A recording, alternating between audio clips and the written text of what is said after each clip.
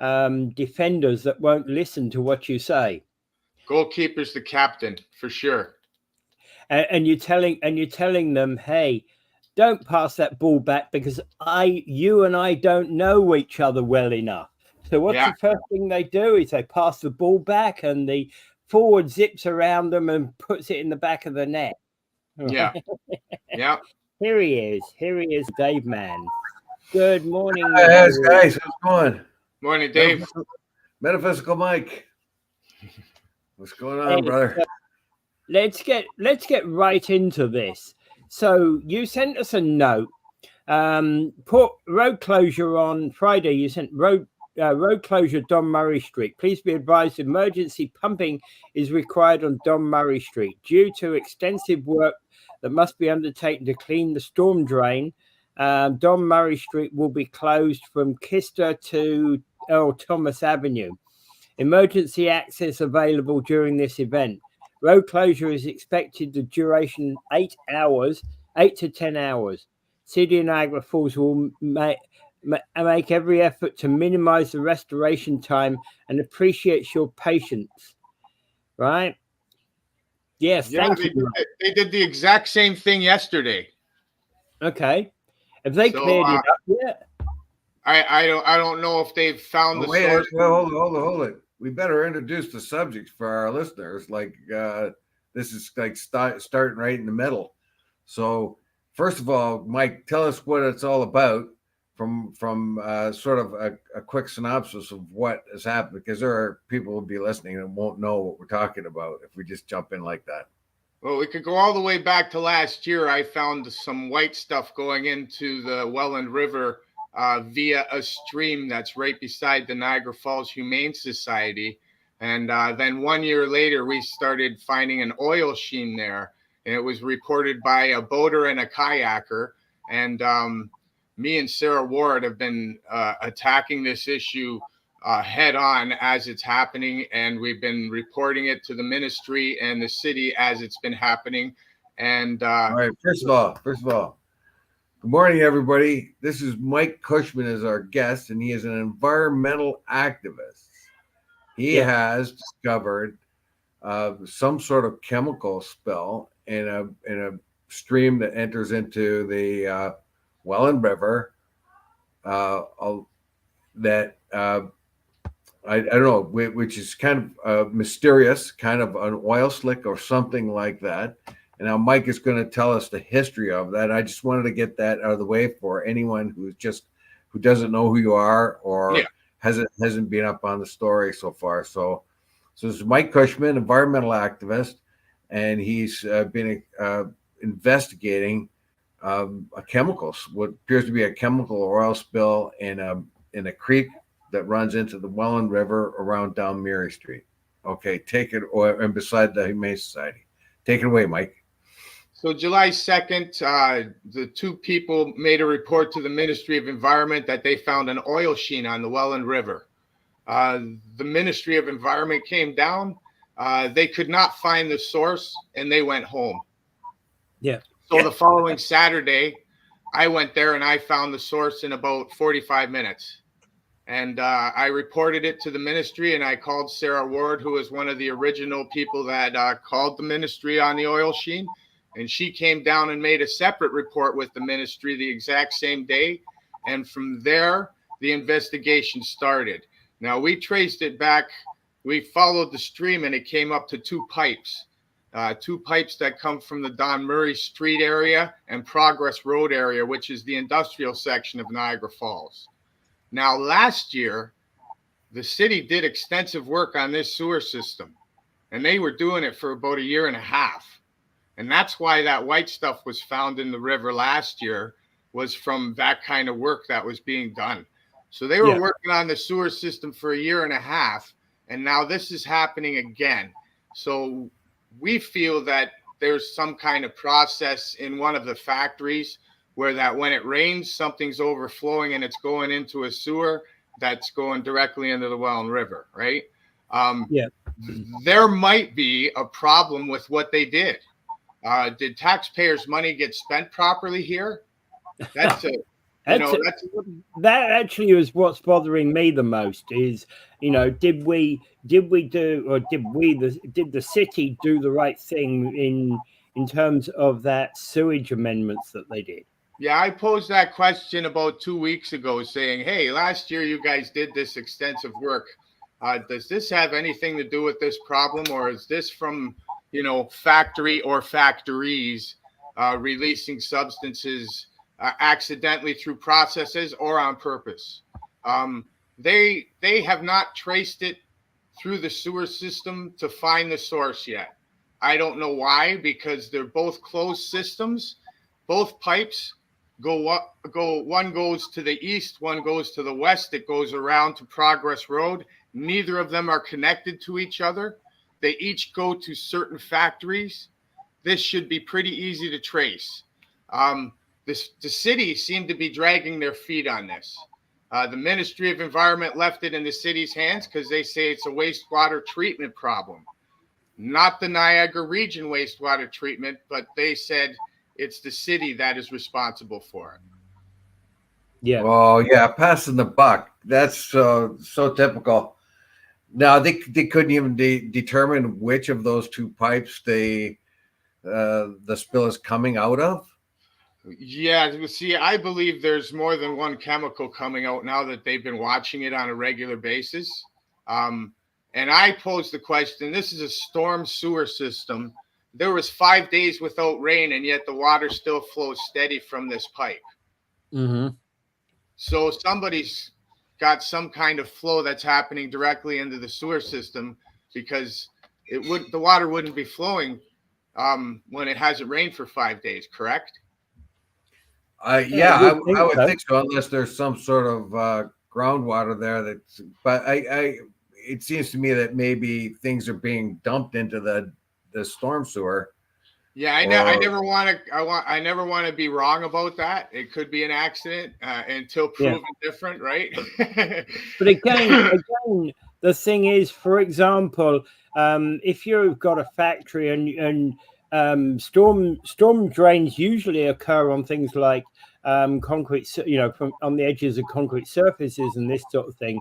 So if a chemical spillage has occurred on, let's say, a driveway or something, then the potential is that every time it rains, that washes out into the storm drains, right? Yeah, that's why it's leading me to think that when it's a raining day, when it's a heavy rain day, maybe somebody's got a barrel of something somewhere that's getting overflowed, and then it goes into the sewer system in the driveway or something. Yeah, and for example, if it was on a gravel driveway, it's only when it gets wet that you'd even notice it, right? Yeah, so I'm taking a guess because of the way it's happening. It seems to be happening in spurts. Could be a certain foreman on an afternoon shift that does something. It could be an oddball thing like that, but I never want to cast blame if you're wrong, right? Yeah. Okay, so there was also another one you sent us about. There's a pumping house on Ramsey Road on Thundering Waters Golf Course. The pond in that pump house is a white milky color. And you're asking basically, how does the water, how does the golf course get its water, or does the pump house pump water back into the Welland River? There's a pipe that runs west of the riverfront properties on Chippewa Parkway, and it drains into the Welland River. There is a milky white color on the same pond on Thundering Waters Golf Course. Yeah, and that brings me back to last year, when we found the milky stuff going in to the Welland River from the same spot right now, beside the Humane Society. Somebody had reported to me that I should check Thundering Waters ponds because they're milky white color. So the one day I was checking the ponds and followed the pipe down to the Progress Road area, and that's when I found the fire hose that was spraying water into the ditch. That was the white substance going into the Welland River at the time. So I kind of put it on the back burner to research one day. But there's no white substance on the Welland River today, is there? Yes, there is. Oh, there is. Okay. I found this pipe by accident. It's hidden in behind the project that's happening at what used to be called Thundering Waters, and now it's called the Riverfront property. It's right directly behind there, tucked in. There's bushes all around it, so you could hardly see the stream. And then the pipe goes right into the Welland River, and that's a little hidden inlet that probably not too many people see either with the way it's laid out. But it's got a white milky substance going in there, and it was happening for the last 5 days when there's been no rain.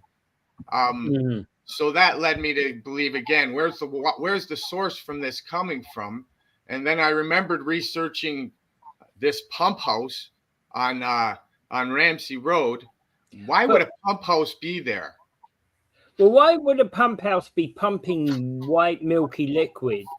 Right. Well, the pump house is right beside the pond at Thundering Waters, and it's either pumping water in or pumping water out. But it looks like an old pump house that used to be for some kind of factory. Yeah. What's a pump house like that doing on a golf course? Yeah, that's what I posed the question for. Is this pumping water in or pumping water away? And it can't be a coincidence that it's the same milky white color, right? Well, here's an explanation I found here. I found it says here, I just put in what does it mean when your water comes out milky? And it says sometimes the water coming out of your faucet or other places, I suppose, can appear cloudy or milky. And there's a simple explanation as to why. Oxygen. Extra oxygen in the water from changes in water pressure or temperature creates thousands of tiny bubbles and give an appearance of a cloudy white or milky looking tap water. Because of the pressures of that hose, do you think something like that was happening? Or is it like chalk or? There's 3 ponds on Thundering Waters that have the milky white substance, and then there's 2 other ones that are clear. So I don't know. So the those 3 ponds are likely connected. Would that be fair? Well, it was looked on Google Maps. When I reported it yesterday at the environmental people I work with, the one girl went on Google Maps and she looked at all of them and she said, yeah, there's 3 ponds that are milky white and 2 that are clear. So okay, that's an interesting subject because you talk about they've got some form of backdoor access onto Google Maps.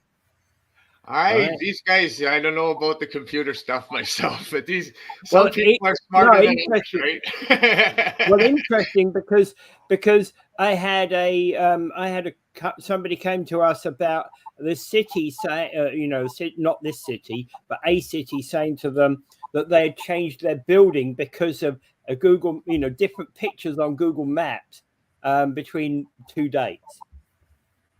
And as far as I can tell, all you could see when you were looking at these pictures of the same place was that it was a different angle, right?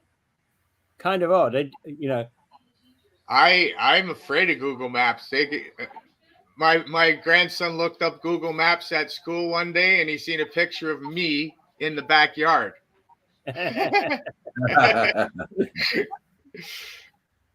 Yeah. Okay, here's some on golf courses.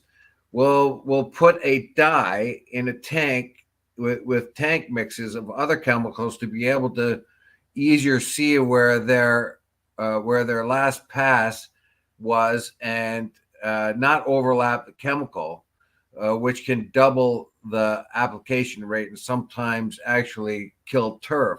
Along with this explanation, it should be noted that if you ever see little white droplets of white foamy substance on the course, especially in the early morning, this is another way of marking the sprayer's path with a very foamy soap mixture solution.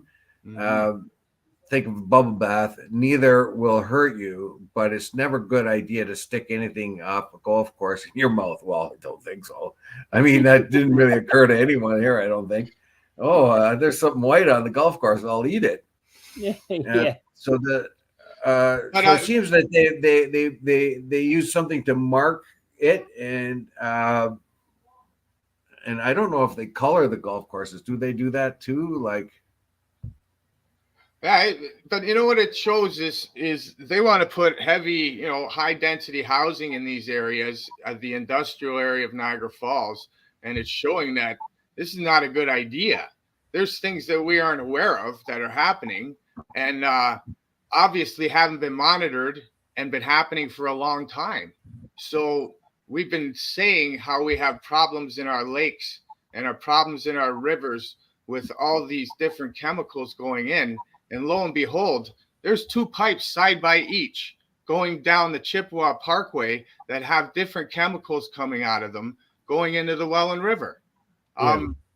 There's a really disturbing thing happening here, and our city's getting held liable. And I don't like our taxpayers having to pay for that when it should be whatever these companies are doing is irresponsible. And for instance, Washington Mills, if you go on Stanley Avenue, where that Stanley Avenue bridge is, right, Chippewa Parkway and Stanley Avenue, there's the Washington Mills water treatment plant, right? And they treat the water all the way down to Chippewa Welland River. The water they draw in from Chippewa is contaminated. The water they put back is cleaner than the water they draw in. So if they're held to such a standard, why aren't all these factories and corporations, and the Corporation of Niagara Falls for that matter, held for those standards? A fair question. And if the right things are put into place when these places are built, there's no reason why we should be seeing chemical spills, etc. Well, we have Mancuso Chemical that's connected to this pipe. Bruner Manufacturing. You have Marine Clean. You have all these different chemical companies. There's a paint company there. There's a food processing company there. So like all these different companies. Each have their own little chemical mixes, right? Sure. So if they're directly attached to a pipe that goes directly into the Welland River, we got problems here. Yeah. The golf course thing might be a thing called biofilm, which has to do with decaying matter and low pH levels and things like that.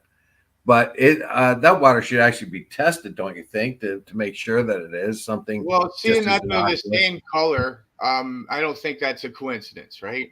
And color and water tells a lot, right? Well, what you were saying before about soapy substances in water, we do see that particularly where you've got water rushing, such as like a waterfall. I'm not talking, of course you're going to get it at the base of something like Niagara Falls, but where you've got water rushing from one part to another, you do see milky substances building up because of what you've got is that froth that comes off. Well, when you see a boat go by and it hits the shore and then the waves splash into it, and then you see a milky substance then too, right? But that's not what this is. I mean, I've been experienced at looking at this many times.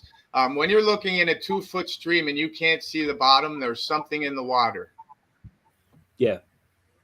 There's something in the water. And when you can't see the bottom of a 2-foot stream. There's a difference. I was going to say there was a difference between the kind of bubbles that Jade was talking about and the kind of milky substance where there's no bubbles at all in it. Yeah. It's an odd color. You could tell it. And like you said, Dave, if it's a dye, then that should be easy to trace, right? That would be a bonus, right? Because it's easier to trace that way and you'd be able to identify it. The question of the pump house is, what's it doing there? Where's it pumping and what's it pumping, right? It looks like it.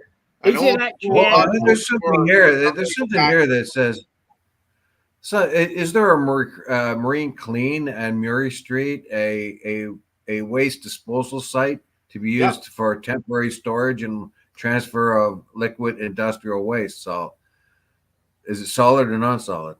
Yeah, well, they both, I think, because they do cleaning of tanks and different things too, right? Exactly.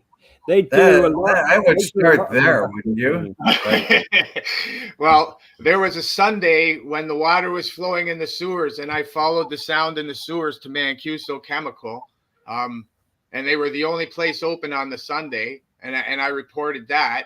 And I didn't say they were dumping, but I just said it's funny that the only place the water's flowing and the only place that's open on a Sunday.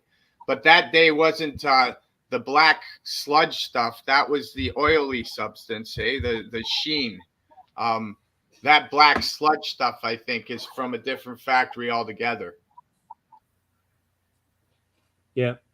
Well, they got a chemical company. This is a potential real problem. Like, if there are signs that there's some leak or overflow or something. It's chemically, it's oil, it's a couple different substances, and you have Mancuso Chemicals. You have a temporary storage site for chemicals, and yes, and don't forget, there was one day the city took a picture of their own work that they were doing, and the day they submitted that picture, there was a huge amount of foam in the water, which I had never seen before.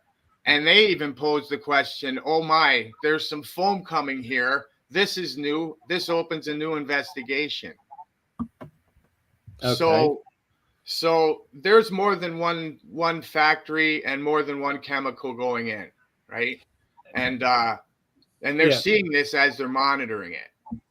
Okay, so, back to that pump house. You were questioning why was the pump house there? Was it actually active? Yes. So you could stand by it and you could hear the motors in operation. Yes. Yeah. Okay. And this is like a pump house that you would use for cooling pond and industry. It looks like, you know what I mean? And like it goes all the way down to Progress Road area and goes all the way to the Welland River. So there's something there. Maybe that's the way that Thundering Waters Golf Course got its water in the first place. But before it was a golf course, why would it be set up that way? Yeah. Well, that was a former industrial area, wasn't it? The golf course? Yeah. And so it would make sense that there would be a pump house somewhere on it to move water around, either to gather water out of somewhere like the Welland River to use it for their industrial processes, or to I'm totally unaware of what industry was there before, though, because as I lived here, I used to walk it when it was all wilderness, right? Yeah.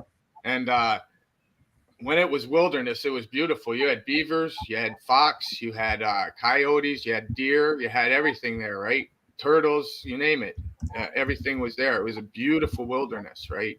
And I'm unaware of what industry was ever there. I know carborundum was right there. But as for any other industries, and don't forget, we have such a rich history of industries all the way back to the 1700s, right? So you don't know what was there before. Well, if you don't know, who on earth would know? Yeah, that's it. But when I seen the pump house, that's all I could think about was what kind of industry was here before that they needed the water, right? Yeah. Yeah. Because the golf, I do understand that a golf course needs water, because obviously when they're tending the golf course, they've got to move water around. Even in driest weather, they tend to water golf courses. Yeah, but you could tell from this pump house that it's been there a long time. Yeah. I was surprised to see it there. Yeah.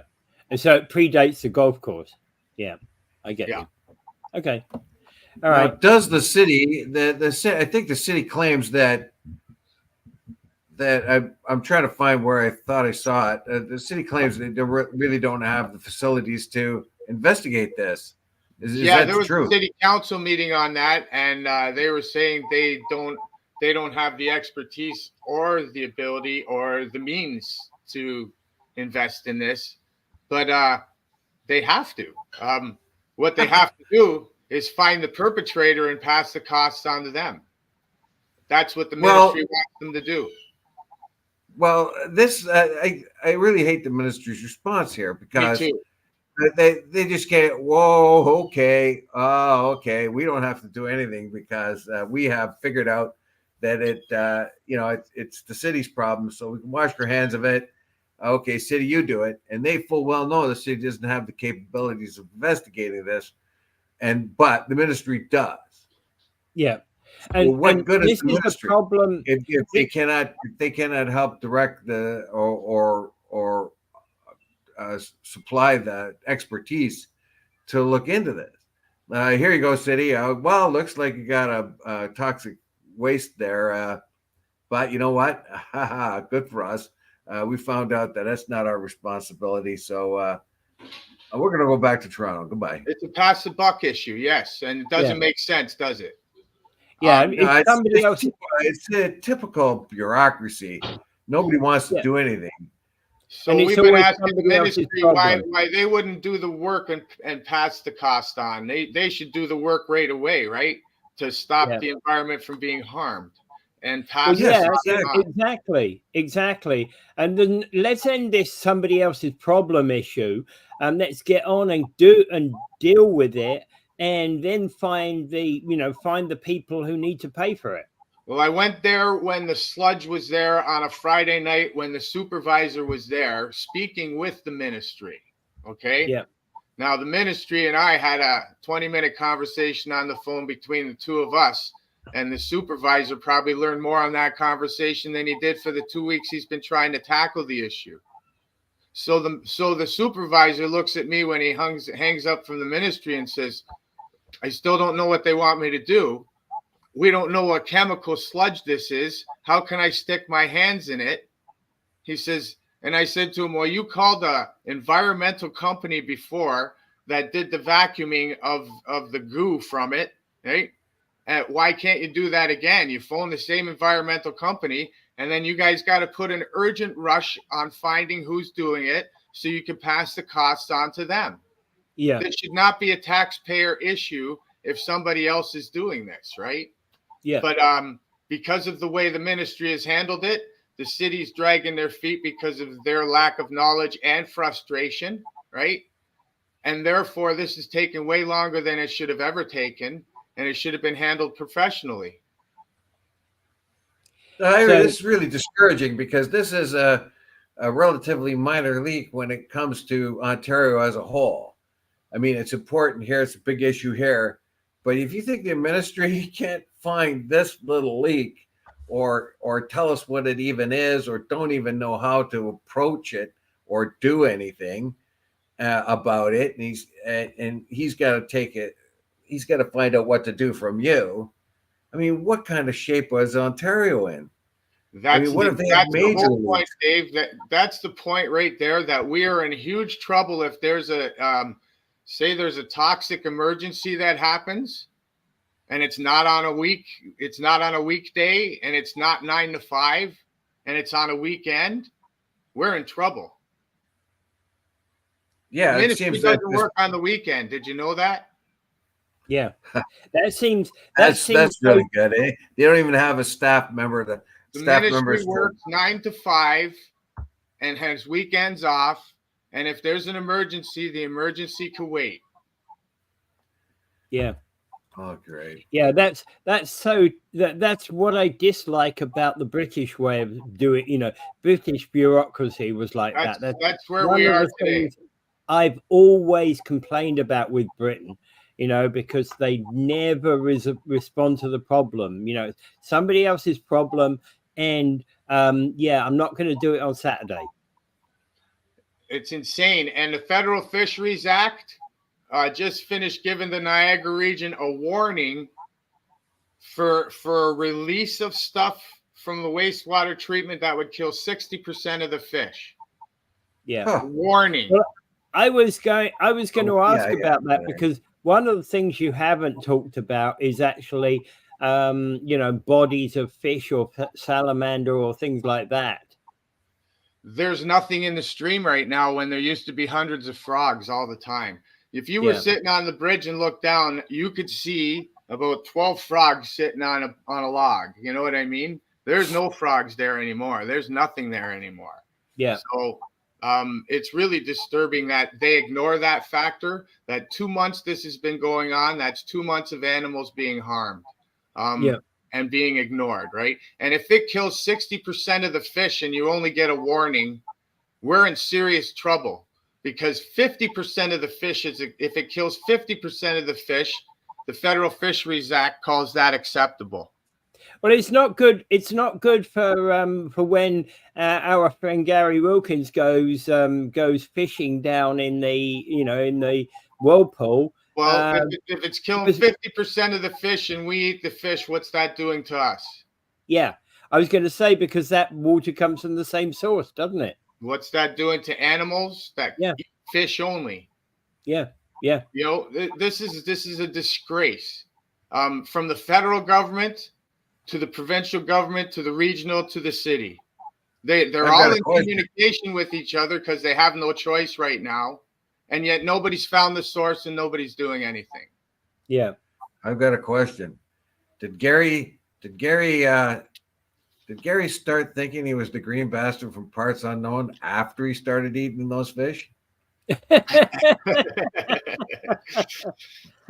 It's quite possible. Yeah. Well, I don't think too many people eat the fish out of the river.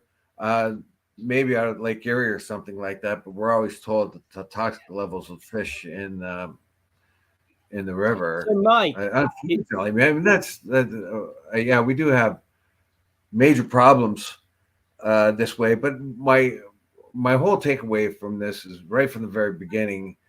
It seems to have been like the ministry had to be, sort of coaxed down here. Once they were here, they were very happy to find out that it's not our problem. And as you said, the person that was there didn't know what to do, and he had to take his cues from you.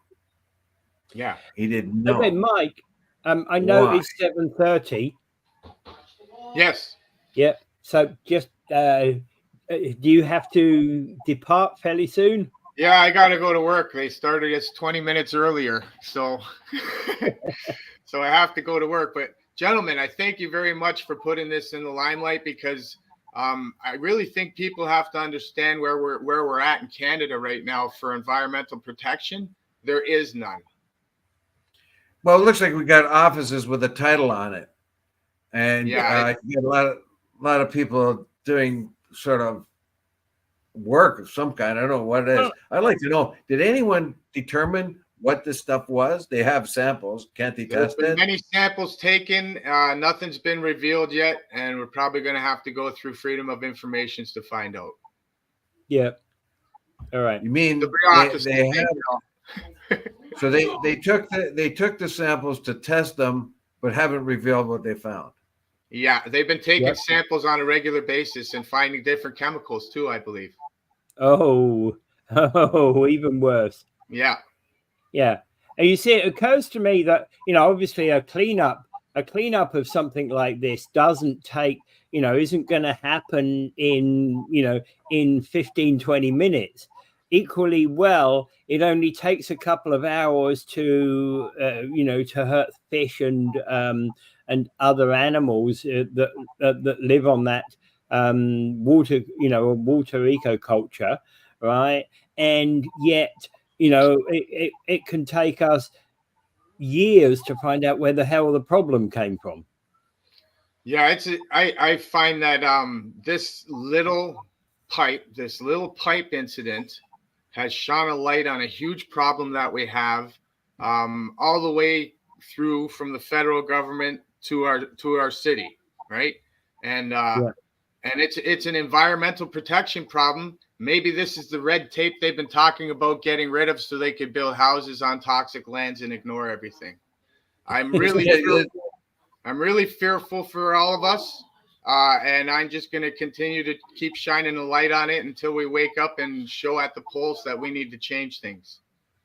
This could definitely be a bellwether for something much more serious. I believe it is, yes. Anyways, I have to go, gentlemen, and I thank you so much. Yeah. All right. Thank you. And have a great day. All right. Bye. Bye. All right. So Peter Biker says, thanks, Mike. You're awesome. Thanks for your efforts. Yeah, absolutely. Really. What would we do without guys like Mike Cushman? Okay, and I also end that segment upon this thought from Peter Biker as well. water everywhere, but not a drop to drink, from the rhyme of the ancient mariner. Ha!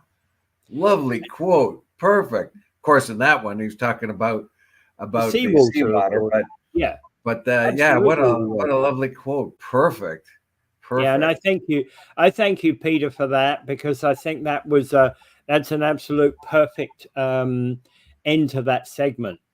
Okay, yeah. so moving on. Fort Erie Lions mounted a campaign to actually get the final push on their affordable housing project completed. So they've got it's basically taken about 6 years to get this all done, but they've basically got a new high-rise block that they're trying to put up, which is for affordable seniors housing that they're hoping will soon be a reality. So this is the Lions Douglas Heights Senior Residence Inc., and they're basically an arm of Fort Erie Lions. So they're working since 2017 to build another seniors residence next to their current building at 255 High Street in Fort Erie. And they're basically appealing to everybody to get the last 1.5 million donated. Well, if they get that 1.5 million donated, then that would make it then I'll read it. And now they're turning to a community to help them raise a further $1.5 million. The money is needed in order for Lions to qualify for $19 million federal funding. So basically what the federal funding says, if you can get this much, we'll do this much. So that $1.5 million is very important. Now, this all sounds very familiar to me because Jim McGregor, who was our guy, who was working with the housing people when we put up our little seniors home on Battle Street there. Like, talk about hoops you had to jump through, this or that, and all kinds of stuff. So I I've like they say, it's taken them 12 years. I don't doubt that one bit. It takes them 12 years. But this is a seniors home required in and they'll take 500 people right off the list. Now, there's a big list for people who need housing. I know somebody that I know it was 5 years or something before they even got a call about it. So that's how the backlog is. Yeah. Oh, yeah. I get it. There's a lot of people who have, who have need for these type of housing, but the challenge to building these is massive. So I wish them well on their, push to get the last 1.5 million, and knowing how Lions, organize and get that, to get their funds, etc. They do a wonderful job in getting them normally. Yeah. It's a service club, like as you know, we have 3 in our city here. From us, we have Buckley, Atlantis, and we have the seniors resident on Barker Street. Those are Kiwanis ones. Kiwanis has quite a few in St. Catharines as well, and of course the Lions will do it too. Other service clubs and charities will do it. So if anybody ever wonders why it's like when you people think of the Lions and the Kiwanis and the Rotary and all that and just think, well, they're just there, you can rely on them. They don't really have a real idea of what they do. And here are housings, buildings that are put up that otherwise wouldn't have been put up. Yeah. For a group of people that will not produce a profit for those people who build them and maintain them. Like, it's a non-profit, big non-profit. How else would these things be built? And it has to be relied upon by service groups and things like that. And my hat's off to the Lions for the persistence in this. Now, it's critical for them to get that $1.5 million to qualify for $19 million more. And anyone that can help them out there, there is a, what does it say here? It says there will be an announcement for a campaign during which images of the new building will be unveiled. Now the campaign is a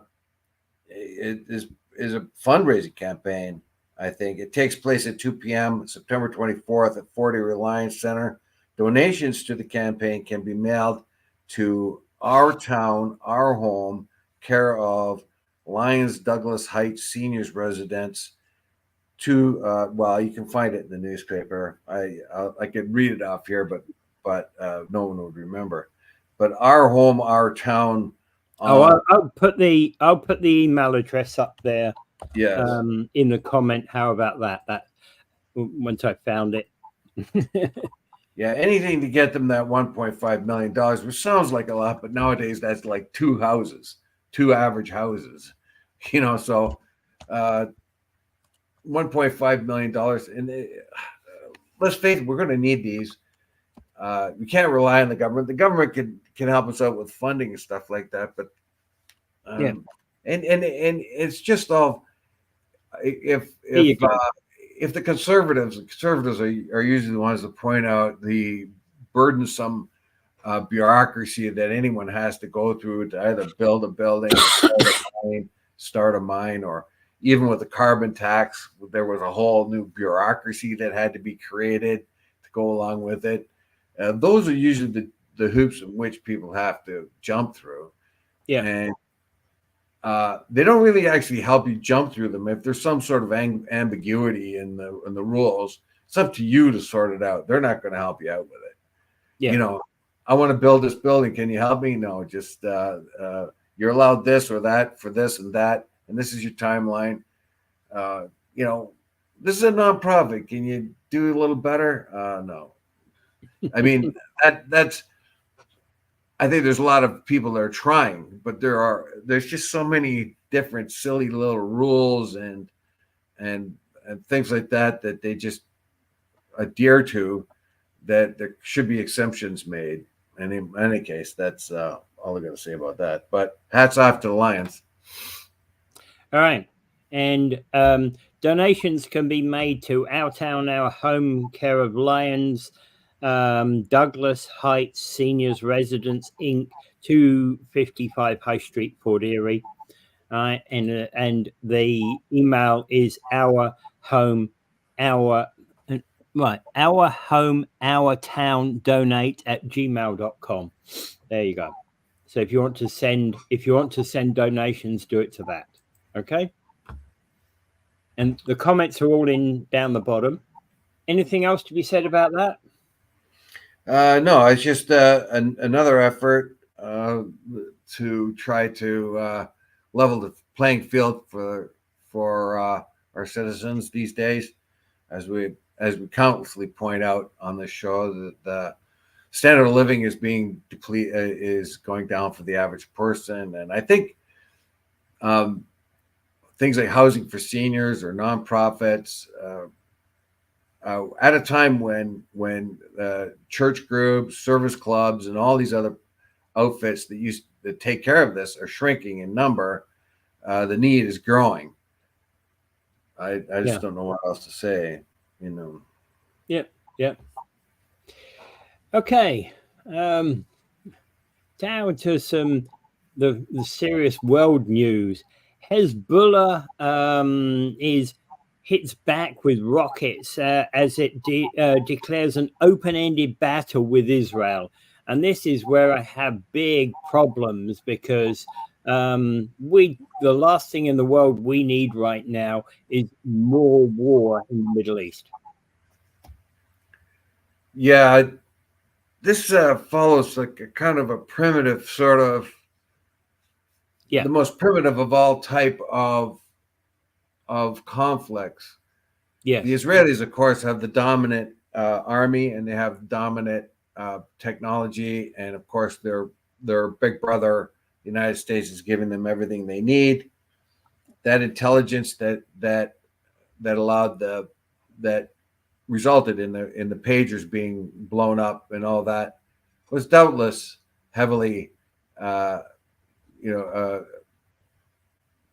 sort of helped by the U.S. and the also any kind of the bombings that are happening, the air raids that are happening in southern Lebanon on all the military areas are obviously come from U.S. intelligence and their eyes from the sky kind of thing. So this is one of those things. It is basically you hit us and we bulldoze you.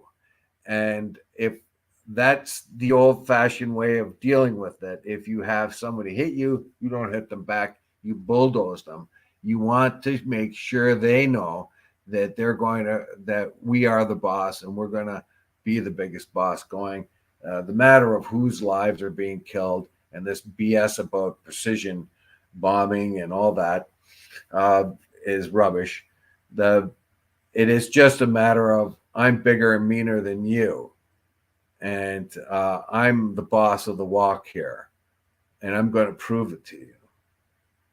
Well, and again, though, we've got another situation which is developing where bombs are being lobbed at each of the respective parties, and the people who suffer are the innocents.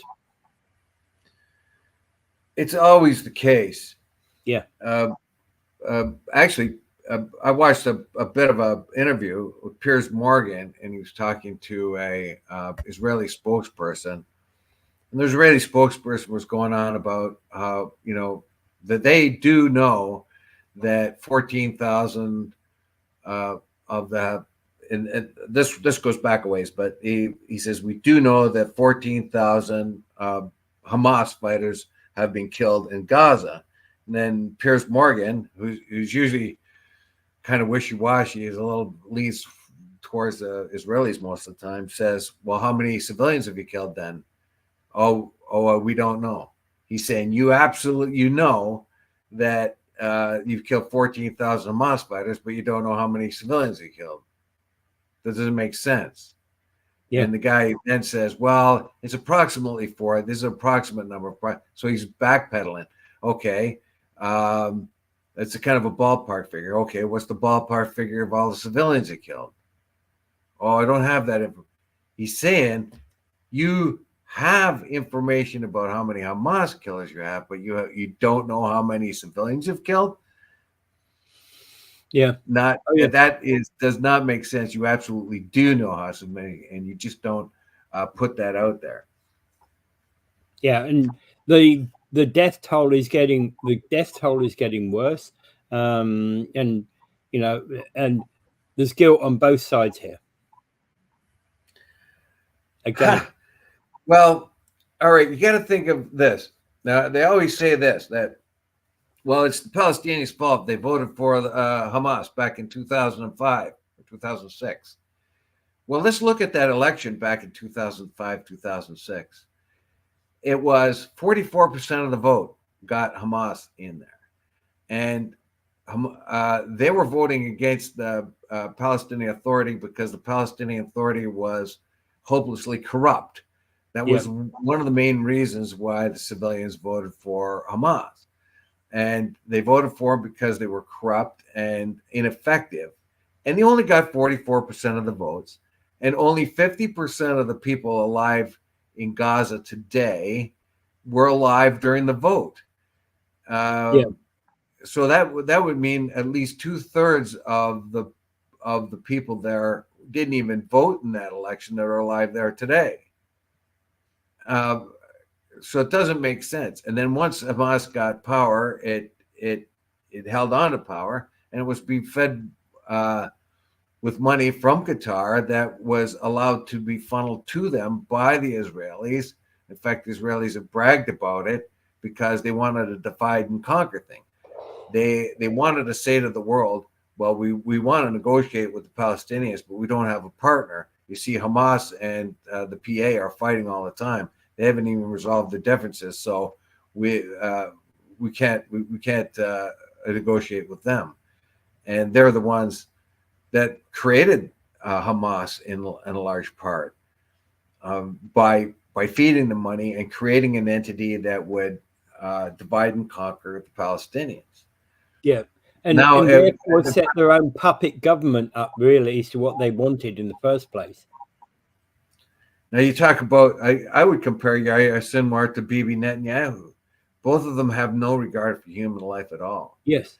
Yahya Sinwar is willing to sacrifice his own people for what he's done, and Bibi Netanyahu is definitely a person who wants to expel or eliminate all the Palestinians.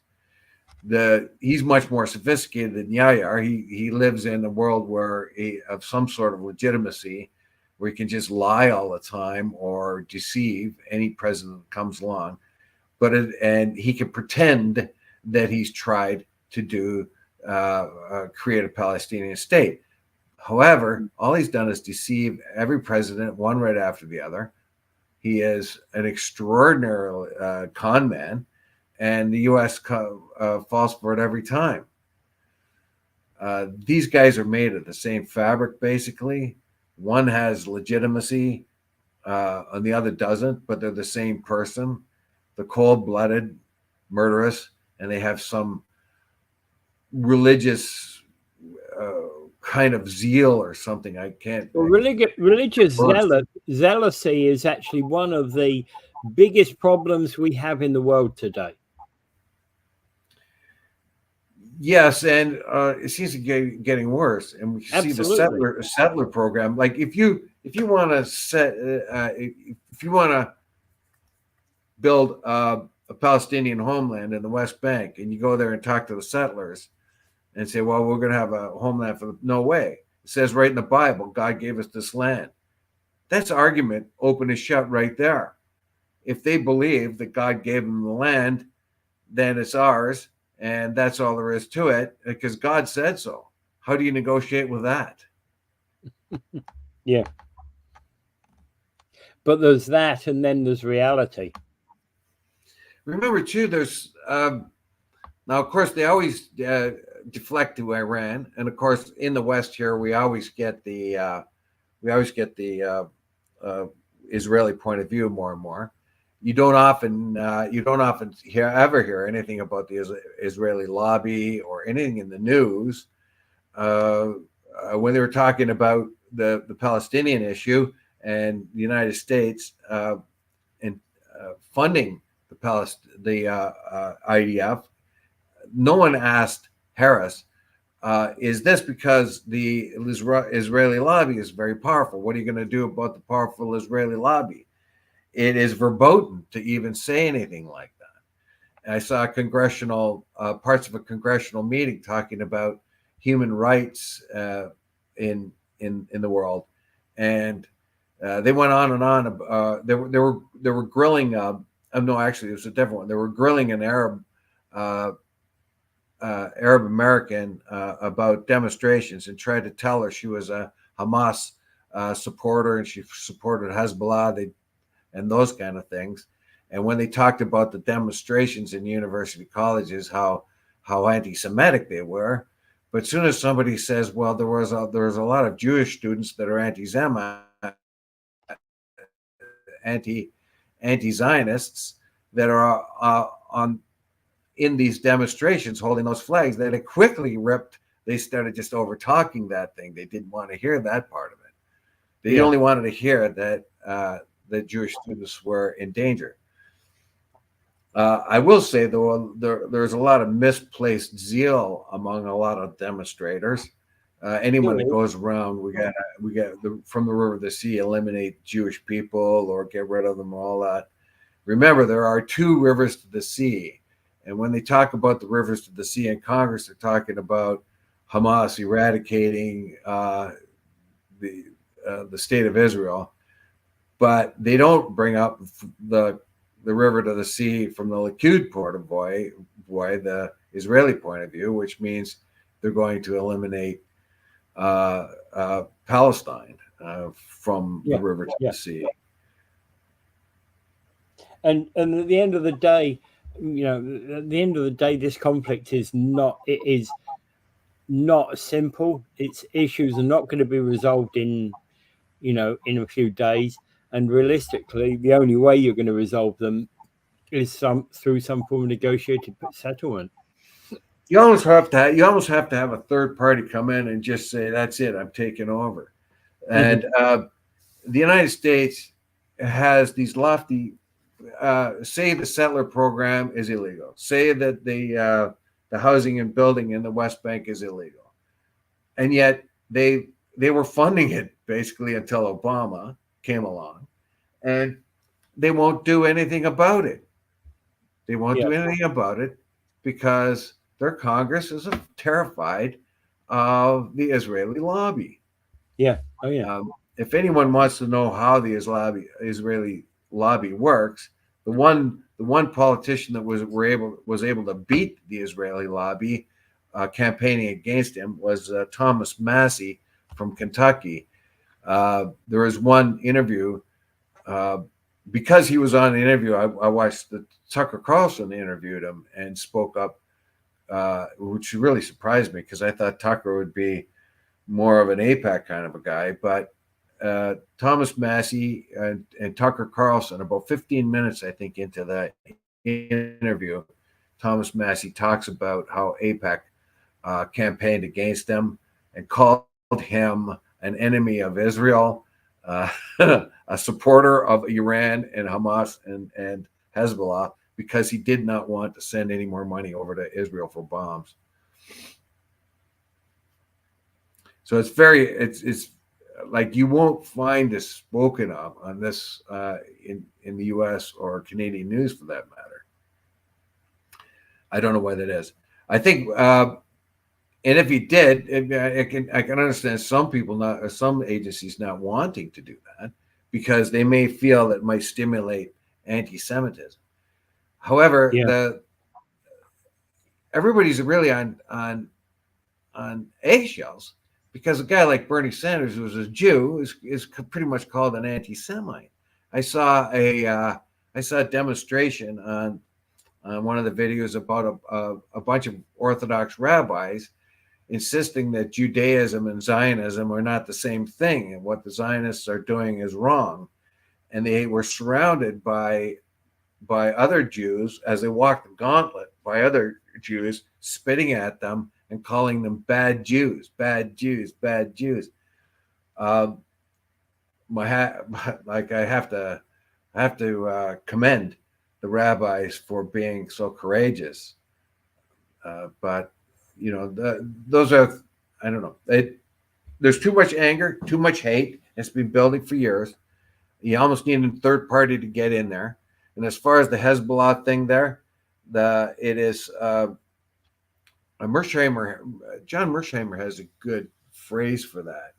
Escalation levels. If you can show your enemies that you have the ability to escalate more than they can in any kind of conflict, then you win. But you have to demonstrate that. As you know, they've pulled off assassinations right in Tehran, right in Iran itself, right in Beirut, right in Syria, and of course the pager thing. What they're trying to tell, and Iran has not fought back because it knows that it's going to lose because of the dominant position of escalation that the Israelis have. But in order to demonstrate that, they have to kill anybody they want to kill, which means women and children in Gaza. I mean, it's ridiculous. We know we've killed 14,000 Hamas fighters. Well, then you must know how many civilians you killed. No, we don't know that. We don't have that information. But you have the information about how many Hamas. It doesn't make sense. It does not make sense, and it's and this is where I hesitate to use the word, but I can't think of a better word. It's what you call hypocrisy. It is, and there is a lot of revenge ideas going on here. The Israelis can shoot any civilian with impunity and just say it's a mistake. They killed that one Turkish-American activist, and Joe Biden says, oh, the bullet bounced and it went like it was an accident because the bullet bounced. This is a sniper's bullet. Snipers' bullets don't bounce. Snipers have, I mean, the whole idea of being a sniper is to have clean shooting lanes before you shoot. Yeah. Oh yeah. Oh yeah. Definitely. And they know And who what they is a sniper doing shooting at a crowd of unarmed demonstrators 200 Yeah. meters away? They know who they're shooting. Exactly. You know, a sniper knows who they're shooting. No doubt I mean, about that. when it's a headshot, when this young lady takes a headshot from a sniper's bullet, you're going to try to tell me that's an accident. Definitely not. Yeah, definitely not. Problem, I see the biggest problem is the United States has no spine. And it has, actually right now, it's true. Like you cannot talk to Harris or Trump about the campaigning that the Israeli lobby is doing right now. You can't talk to them because they won't answer it, and it's probably on a list of things. Don't talk to us about this, and it's probably in the network's best interest not to bring stuff up like that. Yeah. Yeah. And yeah, I think we've got to point out that where we've got a big problem in much of our modern democracy, we've got a big problem about lobbyists and lobbying.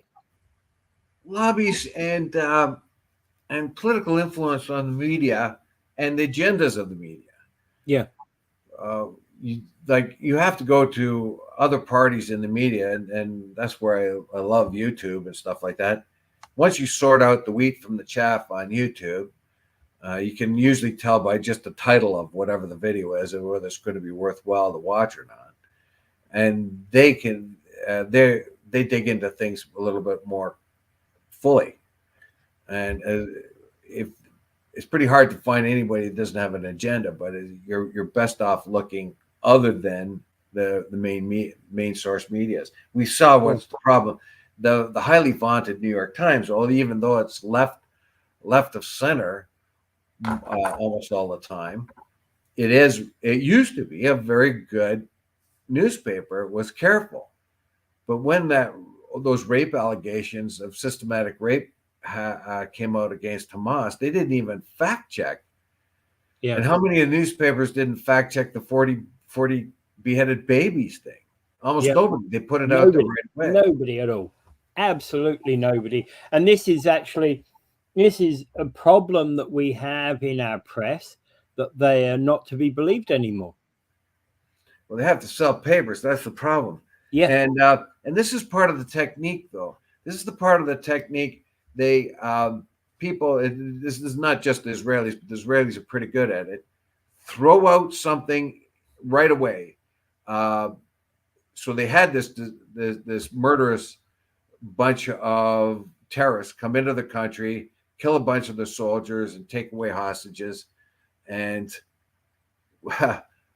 then that's bad enough. But then they lie. They lie about babies, and they lie about the systematic rapes and all this other stuff. They lie about their own involvement in, and they know that shock value is worth something, even if it's corrected later. But that has had an effect already on the people listening. And when they killed that journalist in Jerusalem, or no, it wasn't Jerusalem. What was her name? Ahmed Ali. She was killed. She was a Christian Palestinian American that took a headshot. The first thing they said was it was a stray bullet from Palestinian gun, and we know that for sure. And the American politicians and spokespeople, oh well, it was that. And then when further investigations come along, they said, well, there was nobody in that area. There's no Palestinians or anyone else with a gun in that neighborhood. There's only Israelis with guns. Oh well, we'll have to look into it. Luckily, they got the body of the girl and took the bullet out of her head and found out that it was an Israeli bullet. So now they can't So now they say, oh, yeah. Well, we were wrong about that. But meanwhile, they put it out there right away and hard. It was a stray bullet from a Palestinian terrorist. That's what bothers me in all of these things. Whenever it's an innocent person dying, it was a stray bullet.